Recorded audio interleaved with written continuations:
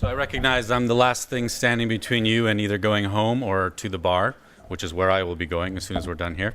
I could add a few more slides just out of Charles's great presentation in terms of takeaways, but what I was just going to do is summarize some of the things that I heard today as thought starters that we can talk about over drinks.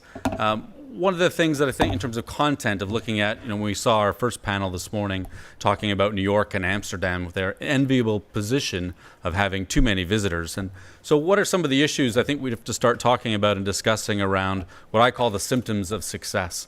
And some of our clients are dealing with that right now, where their issues are no longer about attracting more, it's about managing what they have and maintaining the quality of life that made them famous or renowned to start with. So aligned with that then is not just thinking about place branding, but I heard today some comments about place management and that development and thinking about the supply side. Is that part of the obligation and something that we should be thinking about within the place branding community?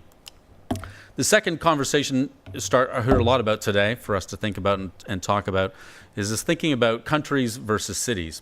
It was interesting that there were a couple of conflicting quotes. One where Fred was saying this morning as he talked about New York and having to maybe separate themselves a little bit from the country brand and looking at how the rise of cities was creating and reverting to ancient times in terms of the importance that city-states used to play, that cities are now operating in their own independent way, both from an economic perspective and from an identity perspective.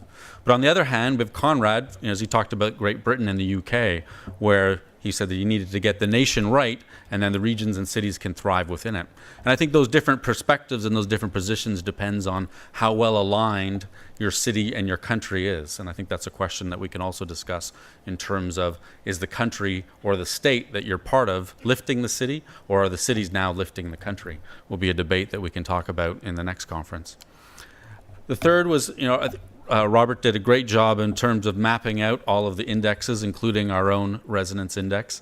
And with one caveat I talked about, I think he made a great point there in terms of that these different indexes measure different things, some of which are quite stable and some of which are quite volatile. And my message to everyone when we talk about the indexes, including our own, is that they're great marketing tools for consultants, but they're really the only starting point for practitioners within cities, that there's valuable data within that, but we shouldn't be benchmarking ourselves just by rankings and indexes and those general absolute numbers. So the question is to think about what are the metrics that are right for your city or your country or your destination that you should be benchmarking yourselves against, and that I believe there isn't a one-size-fits-all solution for all types of places.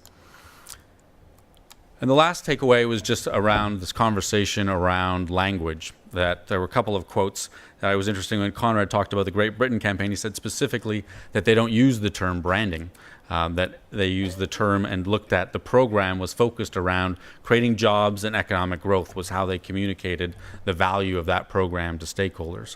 And then also within Luxembourg, Sasha talked a little bit about how they didn't call it a brand, they called it a signature, something that everyone had signed off on. And I think that's interesting, and it's something that we see happening in our own practice, that often as we communicate what we do to the external environment in terms of city officials, countries, regions, provinces, states, we often don't talk about branding because for them it has the connotation of slogans, logos. Jeremy's written a great piece in the past on that, about place branding not being about logos and taglines. And while we understand that, it's up to us to think about how does that get communicated to the people that we're working with outside of the practice within place branding. So these are all topics that I think are going to set the agenda. Happy to announce, you may have seen that we're working with Claire and her great team to launch a City Nation Place Americas conference that's going to be held in New York, June 15th. New York may not sound as appealing today as it did two days ago. But consider it an experiment. Come visit in 6 months and see how we're doing with our new president and how much of an impact. So that can be one of the... All right, so New York is not part of the country brand. There we go. People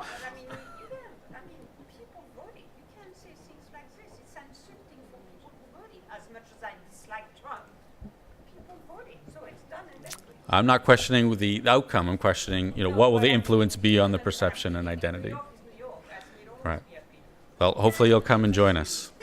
All right. So June 15th, put that in your calendars. Hopefully we'll see you. We had several people from the U.S. here more than last year, and hopefully we'll have some of you from Europe come join us in the U.S. in June.